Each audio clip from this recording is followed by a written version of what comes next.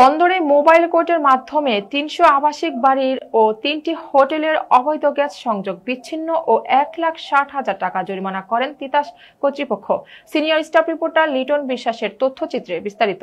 বুধবার সকাল থেকে বিকেল পর্যন্ত অভিযান চালিয়ে নারায়ণগঞ্জের বন্দর উপজেলার মদনপুর বাস স্ট্যান্ড, কেওঢালা মোড় দুটি স্পটে প্রায় ৫ কিলোমিটার এলাকায় ৩০০টি আবাসিক বাড়ির ৫০০ চুলা ও ৩টি হোটেলের অবৈধ গ্যাস সংযোগ বিচ্ছিন্ন করেন ও মায়ের দোয়া ভান্ডারি রেস্টুরেন্টকে ১,০০,০০০ টাকা ও বিসমিল্লাহ ভাই ভাই হোটেলকে ৩০,০০০ টাকা, মামা ভাগ্নিকে ৩০,০০০ টাকা জরিমানা করেন তিতাস কর্তৃপক্ষ।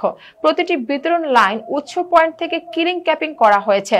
জ্বালানি ও খনিজ সম্পদ বিভাগের সিনিয়র সহকারী সচিব ও বিজ্ঞ এক্সিকিউটিভ ম্যাজিস্ট্রেট মনিজা খাতুন, প্রকৌশলী মোহাম্মদ জাহিন আমির খান, সহকারী প্রকৌশলী মোহাম্মদ নজরুল ইসলাম, সহকারী প্রকৌশলী মোহাম্মদ শাহ আলম রনি এদের নেতৃত্বে অভিযান পরিচালনা করেন।